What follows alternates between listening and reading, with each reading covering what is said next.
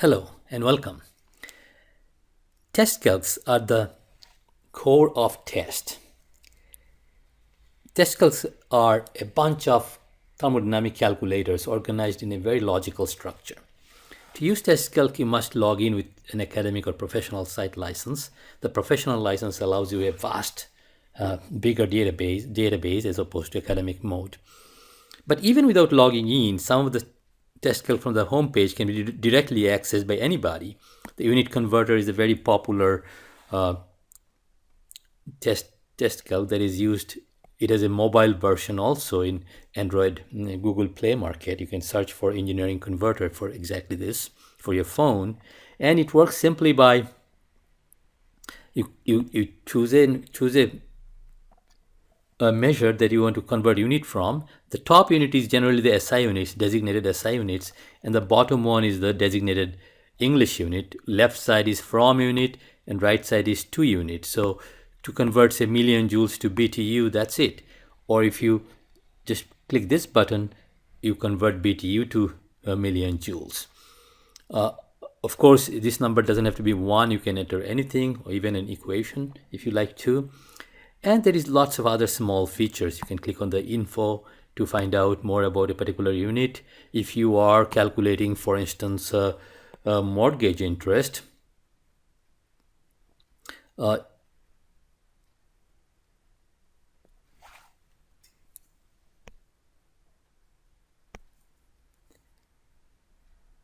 if you want to calculate, say, mortgage interest, it should be somewhere here.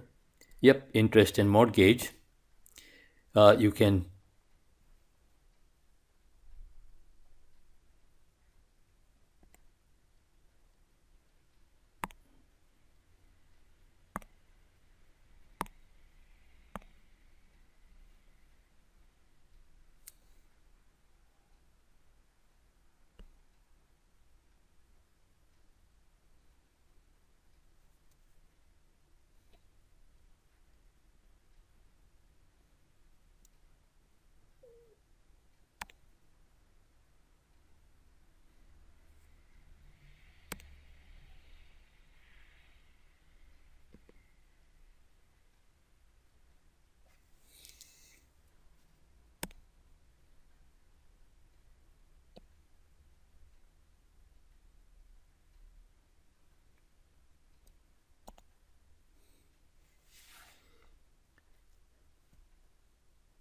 you can change the measure from this particular menu, and there is all kinds of measures that you can play with. For instance, interest and mortgage. If you go there, you can change the amount and the interest rate, number of years, and you can say 2% interest rate, what will be my payment.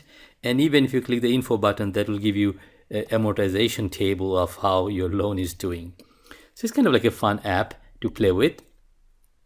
The calculator, on the other hand, is a full-blown scientific calculator. Works just like the Microsoft Excel syntax. You can write, for instance, sine of pi over 2 as if you don't know the answer, and the answer comes on the bottom output area, and you can write as many equations as you want, and or you can go back and change something. Suppose you say, no, I want pi over 3, and then click the calculate button, it gets updated. So you can have all these equations lined up and you can change them.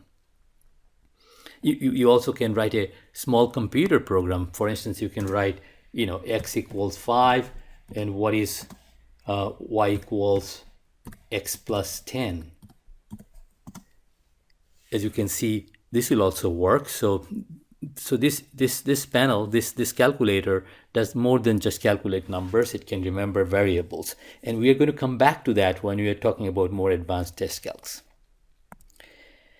Now let's go and check out a few TESTcalcs. First, the organization. Again, putting the pointer over the help icon brings up more or less the organization or a particular branch. It will tell you what it is. And as you can see, the organization is quite intuitive. The systems branch is the most important branch, and it's like separated according to the thermodynamic assumptions you make. Is the system open or closed? Is the system an unsteady system or a steady system, likewise you branch out and you reach your final destination where all your assumptions lead to simplification so that the final test calc knows the governing equations. So let's start with something simple. Let's say a closed steady system, which is so almost trivial systems are closed steady systems, but cycles like heat engines and refrigeration cycles can be treated like a closed steady systems. This is discussed in chapter 2 of the textbook. Now, if you go to the test app, as you can see, the heat engine, refrigerator or heat pump, it's a very simple app. What happens here is, let's put some numbers. So this is like a bunch of properties for this particular heat engine, for any heat engine. Suppose we know the reservoir temperature. The hot reservoir has 1000 Kelvin, and the cold reservoir, which is typically the atmosphere, has a temperature of 300 Kelvin. Of course, it will find the Carnot efficiency as soon as we click calculate. Let's make the problem a little more interesting. Now, suppose we say, the heat added from the hot reservoir is 1000 kilowatt. Well, now it will produce the net work according to Carnot efficiency. That's the reversible work, is 700 kilowatt. But suppose the actual engine doesn't produce 700 kilowatt. Suppose it produces, 600 kilowatt. If you do a calculate, so it finds all the other variables, the second law efficiency, the irreversibilities, all this stuff. But the point here is not to make it a class for heat engine, but to show that if you click on, say, English unit, all this converts to English units immediately. If you click on the super calculate button, you'll find that a output is generated. In the I/O panel, you will find output is generated, a clean output, and something called test code is created, which you can copy and later on paste here and load it to reduce your work. There is also, clicking on the question mark brings up again the help panel, the very detailed help, and there will be some app specific and model specific help coming here soon. So keep an eye on this help icon. Let's go for a little more sophisticated TESTcalcs. And before I go there, I just want to show that, suppose going to the gas dynamics TESTcalcs, I want to show you something important here. So these are different panels. The number of panels increases as you go into more sophisticated TESTcalcs. The state panel is basically finding the state of a flow here in this case. But the table panel is what I want to get your attention to. Look, there is all these gas dynamics tables are put here. If you just enter the fluid is picked up from the state panel. So if you just put, if you know the Mach number, we know the isentropic table, all you need is the Mach number. You can find every other thing, or instead of Mach number, suppose you know pressure ratio, then also Mach number will be calculated. But sometimes the answer is multi-valued, and that's what I want to draw your attention. How do you figure that out? For instance, in the delta theta table, if the Mach number is known and delta, the deflection angle, is known, let's say it's 20 degrees, and now if you calculate, you'll notice that theta is found, but right here they are telling you that there is an alternative solution for strong shock. The strong shock solution has a theta of 74. In other words, if I put theta to be 74.28, I'll get the same answer. So instead of delta, suppose theta is known to be 74.28.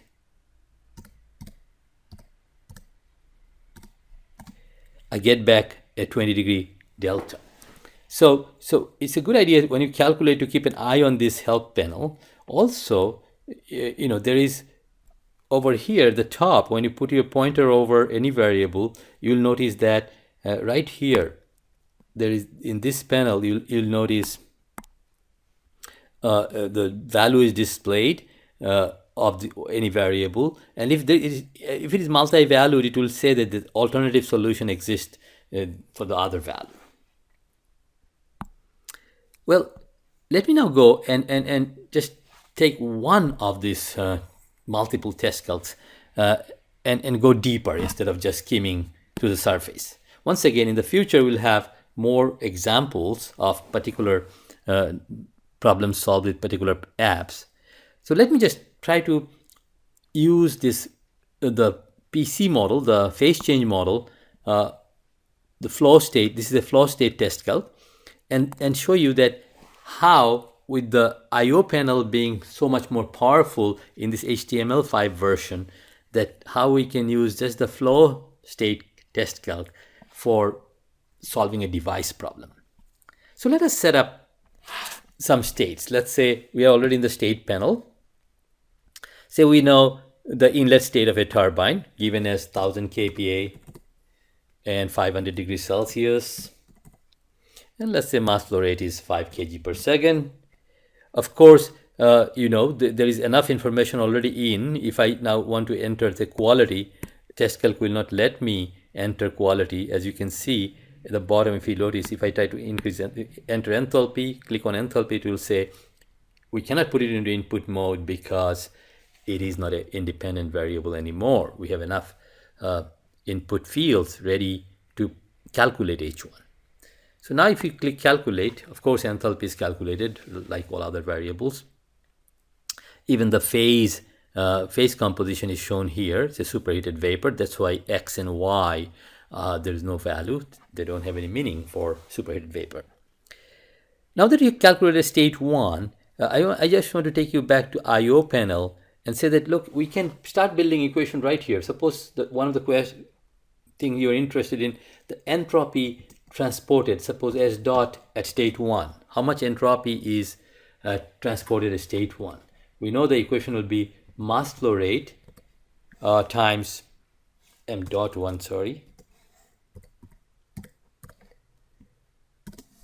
S1. We put a semicolon at the end in these equations. That way, what happens is that you can put multiple lines of code in one line if you want. So you notice that the result is shown here. If there is an error, suppose you make a syntax error, it will show up here too. It will tell you exactly what you did wrong. Notice that S.1 is a variable I created here in I/O panel, and I can use it later on whenever I want. Only thing I cannot use on the left hand side are reserved variables, like for instance S1 will mean the entropy of state 1. So I cannot use, for instance, if I say S1 equals 20, that means I am kind of overwriting what the TESTcalcs produced. So it will produce an error, as you can see here, error in line 2. It is telling me that S1 cannot be used as an independent variable, as a variable in the I/O panel. So we cannot do that. But we can use, say, S new one or something like that would be fine, as long as it's a distinct variable other than any properties. Let's go find the exit state. Suppose we have let's choose an isentropic exit first. Let's say exit pressure is 10 kPa and entropy is equal. So we'll put an equation, S2 equals S1, and of course mass flow rate will not change in a turbine. So that's sufficient information, so we can click the calculate button and we find the exit state. Let's go back to the I/O panel, and I want to show you how we can do a lot of things there. For instance, we can find the work output of an isentropic turbine. Let's call it W.S to remind us it's isentropic. So it will be what? M.1 star, H1 minus H2. And if there is any heat transfer, I could declare a Q dot and subtract the heat transfer, heat loss. But let's say it's an adiabatic turbine. It's an isentropic turbine, so it's adiabatic. So the network is calculated now, which is 5087 kilowatt. Now notice the unit is not shown in the I/O panel, but it is always assumed. I/O panel will treat any variable with a default unit of SI. Even if you enter a quantity, say area to be in foot square in the state panel, it will be converted to meter square in I/O panel. Now that we know how to use the state variable in the I/O panel, I want to show you that the new thing about this test step is that you can now, the variable you create in the input area you can use in the state panel. They're connected both ways. So for instance, just suppose we want to solve for a non-isentropic, an actual turbine, where it is a turbine efficiency, let's say 0.8, 80%. How can I build that in? I want to find a state 3 where this turbine efficiency is incorporated. We know turbine efficiency relates the enthalpies of the isentropic turbine and the actual turbine. I already did the equation, so I'll just write it down, and you can easily show that. Suppose I call it H actual, H3 actual, let's call it, okay, for an actual turbine. Look, I cannot say H3 because I'm going to use the variable H3 actual. It'll be H1 minus H2 times turbine efficiency.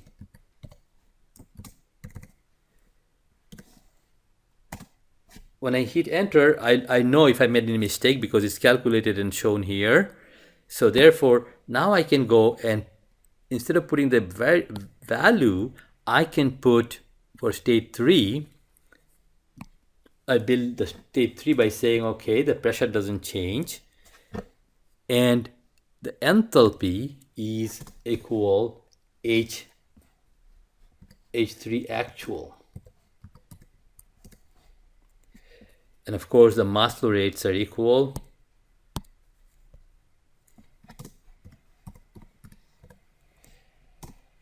So now, if you move the pointer over the variable H3, you can see that it is showing here, oops, if you look at the top, no, I cannot move my pointer there. If you move the variable over any pointer over any variable, it gives you more explanation, and the H3 value is shown there as H3 actual 2664, which you calculated in the IO panel. Now that we know enthalpy of the actual turbine, we can find W dot actual, which will be what? M dot time H1 minus H3. Of course, it will be 80% of the isentropic turbine. It's the obvious answer. Oops, we made a mistake. The error that I made is that M dot is not recognized because the variable really is M dot 1. Look, if I correct now, I don't want to retype. All I have to click the calculate again, and all the equations are recomputed. So it's very easy to fix any error because you don't have to retype anything. You can keep just changing. Now, to show some of the features, so for instance, phi or psi in that case, the flow exergy, it would be a very interesting variable. One could want to find out how much, what is the exergetic efficiency of this turbine. So to do so, to find exergy, we need the dead state. In test, state 0 is a designated dead state. So if you go back to state 0 and enter pressure and temperature of atmosphere, ambient atmosphere, let's say it's 25 degrees Celsius, 100 kPa. So that state is calculated. Now if you come to other states, say state 1 or 2, you can see that the phi and psi are already calculated. So now that we know phi and psi, you can calculate, for instance, the reversible work from the system. You can say it will be W dot reversible would be what? M dot 1 star psi 1 minus psi 2.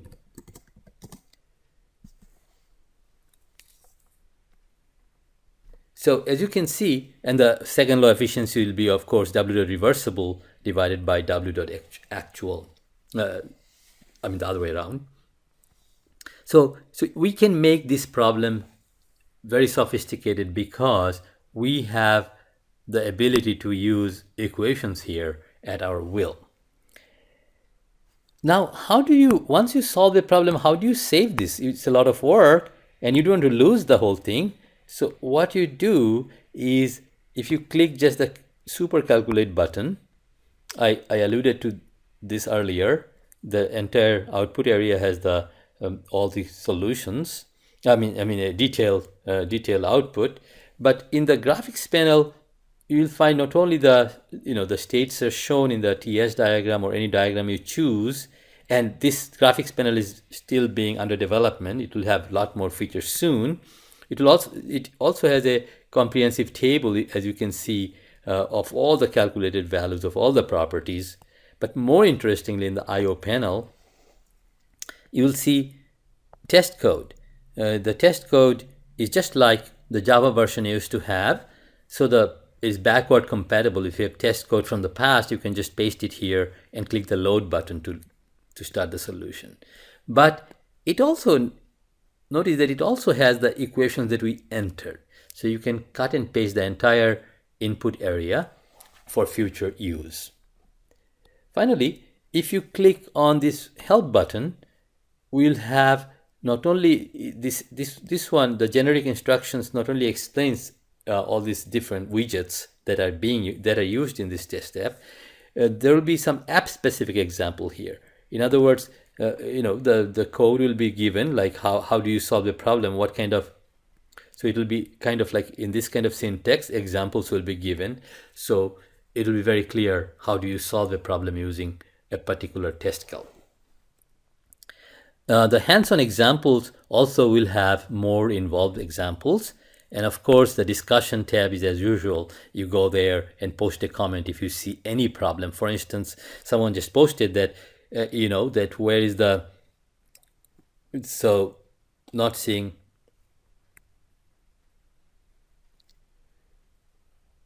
the device panel, the device panel is missing. That's because we haven't gotten there yet. Old users of test know that on a single flow, for all the single flow OpenSteady TESTcalcs, there is a device panel that's coming soon. It will come after the state panel, and the new device panel we are building will be much better than what the Java-based TESTcalc used to offer. Well, I think I'll stop here and let you explore some of the TESTcalcs and give me your feedback. Thank you.